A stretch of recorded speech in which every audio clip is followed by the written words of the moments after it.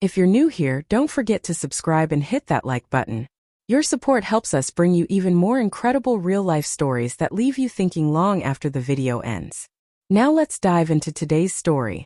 I always thought betrayal would be loud, screaming, crying, doors slamming. But the night had happened to me. It was silent. I walked into my house and saw boxes that weren't mine, shoes by the door I'd never seen before. A suitcase leaning against my wall like it had every right to be there. My mom had used her emergency key to move my unemployed sister into my home while I was gone. No call, no warning, no permission. I didn't argue. I didn't beg. I called 911. 3 days later she came back, this time with a locksmith. My name is Emma. I'm 29 years old and I work in property management and asset evaluation. My job taught me something early on that most people learn too late. Ownership isn't emotional. It's structural, clear lines, clear rules. That mindset didn't come from ambition. Came from survival. I didn't grow up in a loud household.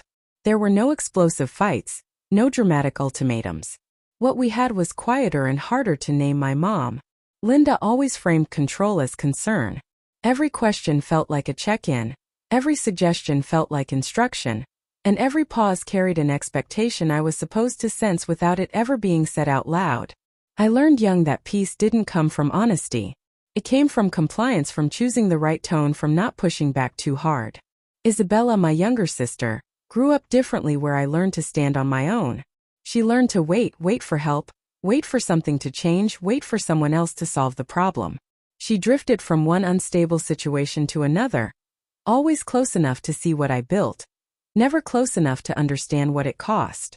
By the time I bought my house in a large city, I didn't tell anyone at first, not because I wasn't proud, but because pride felt dangerous in a family where success quietly rearranged the power balance. The house wasn't big or flashy, but it was mine. Every payment, every bill, every decision. When I finally gave my mom a spare key, I was very clear. I didn't soften it with jokes or reassurance. I told her that key was for real emergencies only, not visits, not convenience, not decisions made on my behalf. If I was unreachable and something serious happened, she could use it otherwise. That door stayed closed. She listened quietly, nodded once, said nothing at the time. I mistook silence for understanding. A few months later, the tone started shifting. My mom came by more often, not to spend time with me, but to walk through my space. Her eyes lingered on rooms. Instead of photos, she opened doors I usually kept closed. She stood in the hallway longer than necessary. Once, while looking into the spare room, she said gently, "No one should live alone in a place like this." It didn't sound like a suggestion. It sounded like preparation. Then a relative mentioned casually that Isabella no longer had stable housing. Isabella never told me herself. She never asked for help. She never called. And that's when the pressure started feeling heavier. Like something was already moving toward me quietly, without my consent. The work trip wasn't supposed to feel rushed. I had inspections lined up across the city, long days, walking through properties that all smelled faintly of dust and fresh paint. It was familiar, predictable, safe. But by the second night, something sat heavy in my chest, the kind of unease that doesn't have words yet. I told myself it was stress. I finished early and drove home without telling anyone. The house looked normal from the outside, lights off, quiet street, nothing broken. That almost fooled me. The moment I opened the door, the air felt wrong, not dirty, not chaotic, just occupied. There were boxes stacked neatly along the wall, not rushed, not temporary. Shoes by the door that weren't mine, lined up carefully like someone wanted them to belong there. A faint scent of a different detergent hung in the hallway, sharp and unfamiliar. I stepped inside slowly, every sound louder than it should have been. The living room was the same, but not. My book shifted, the throw pillow angled differently. The spare space I kept intentionally empty was no longer empty. That's when Isabella walked out of the guest room. She didn't look surprised. No flinch, no apology. She looked settled, comfortable, like someone who had already unpacked emotionally, even if the boxes were still closed. I asked her what she was doing in my house. My voice stayed calm, but it felt tight, like I was holding something back with both hands. She shrugged lightly and said that Mom told her it was already handled. That sentence landed heavier than anything else she could have said. It explained everything without explaining anything at all. I walked past her down the hallway. Drawers had been rearranged, closet space shifted. The guest room had been turned into something intentional, not a crash landing. A plan bedding smoothed, her bag tucked into the corner like it had been measured for the space. I felt something cold settle behind my ribs, not panic, not shock. Recognition, the emergency key, the one meant for disasters, the one I had defined clearly. It hadn't been borrowed. It had been used. Isabella moved through the house like she belonged there, touching counters, adjusting small things, speaking casually about where she might put her desk. She didn't ask. She assumed. I realized then that this wasn't about her needing help. It was about access, about my mother deciding that my boundaries were suggestions, not rules. I didn't argue. I didn't raise my voice. I didn't explain my feelings because feelings don't mean anything when a line has already been crossed. I stood in my own living room and understood something with absolute clarity. This wasn't a misunderstanding, it wasn't temporary, and it wasn't going to resolve itself if I stayed quiet. By the time I went to bed that night, I knew one thing for sure. If I didn't act, my home would stop being mine in ways I might not be able to undo. I didn't sleep much that night, not because I was afraid, but because my mind kept replaying the same realization over and over again. Silence had trained them every time I let something slide to keep the peace. It taught them that my space was flexible, negotiable, available. The next morning I asked my mom to come over. When she arrived, she walked in like nothing was wrong. Like this was just another family conversation. She could steer with tone and timing. Isabella stayed close, quiet, her presence heavy without words. I didn't sit. I stood in the living room and spoke slowly, carefully. I told my mom that ownership wasn't emotional. It wasn't something blood could override. I reminded her what the emergency key was for: not visits, not convenience, not decisions made in my absence.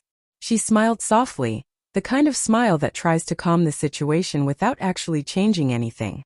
She talked about family, about responsibility, about how I had space, and Isabella didn't, as if those facts automatically rearranged the law.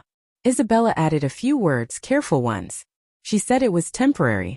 She said she just needed time. She didn't ask. She framed it like a favor already granted. I listened until the room felt too tight to breathe in. Then I said one sentence that changed everything. You don't have permission to be here. The air shifted immediately. My mom's voice hardened, not loud but sharp. She told me I was overreacting, that I was being dramatic, that no one was hurting me. That's when I realized something important. They weren't confused. They were confident that I would eventually bend. I picked up my phone, my hand didn't shake, my voice didn't crack. I told the operator that people were inside my home without my consent and refused to leave.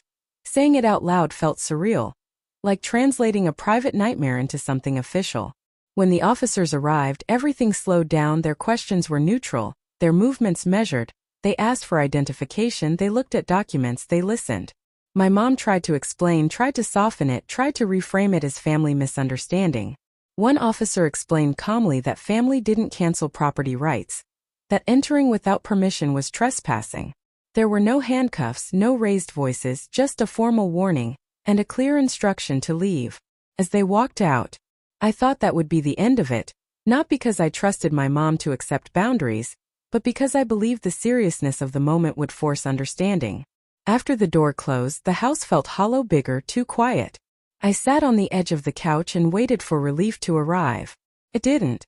What I felt instead was something colder, a certainty that this wasn't over, that being warned wasn't the same as being stopped, that some people don't retreat. When confronted, they regroup. 3 days later, I woke up to the sound of metals scraping against my front door. The sound wasn't loud enough to be dramatic. That's what made it worse. Metals scraped softly against metals, slow and deliberate, like someone working carefully. Instead of forcing anything, I lay still in bed for a few seconds, staring at the ceiling, listening. The sound came again, precise, intentional. My body reacted before my thoughts caught up. I reached for my phone without turning on the light and opened the security app. The porch camera feed loaded instantly, washed in the pale glow of the motion sensor. My mom stood inches from my front door. Her posture was relaxed, arms loosely folded, not rushed, not nervous. Beside her, a man I didn't recognize crouched near the lock, a small black case open at his knees. Thin metal tools moved confidently in his hands, sliding into my lock like this was routine, like he'd done it 999 times before. That was the moment fear finally arrived. Not panic, not chaos, something colder. The kind of fear that tells you this isn't an emotional problem anymore. This is a safety one. My mom leaned closer to him, said something I couldn't hear. Her face didn't change. She wasn't arguing. She wasn't pleading. She was waiting. I moved slowly down the hallway, careful with every step so the floor wouldn't betray me. I stopped far enough from the door to stay unseen, but close enough to feel the vibration. Each time his tools scraped the lock, the sound felt invasive, personal, like fingers where they didn't belong. I called 911. This time I didn't hesitate. I gave my city, explained that someone was actively attempting to enter my home without consent. My voice was steady, almost detached. The operator asked who the person outside was. Saying the word my mother out loud felt heavier than anything else. That morning the operator told me to stay on the line. I stayed quiet, listening to the scraping grow. More confident, the man adjusted his grip. The metal clicked softly. Red and blue lights flooded the porch before I heard the sirens. Everything happened fast after that. Commands cut through the quiet street, sharp and amplified. The man froze, then dropped his tools. Officers ordered him to the ground. His cheek pressed against the concrete, hands behind his back. My mom was pulled away from the door. One officer held her arm firmly while another spoke into a radio. There was no friendly tone this time. No warnings. Dressed as advice, everything moved with a weight that hadn't been there 3 days earlier. I stayed inside. I didn't open the door. I watched everything through the camera feed. As paperwork came out, pens moved, radios crackled. My mom spoke with frustration, not shame. She gestured toward the door like she still believed this was something she could explain away. I realized then that the first incident hadn't scared her. It had offended her.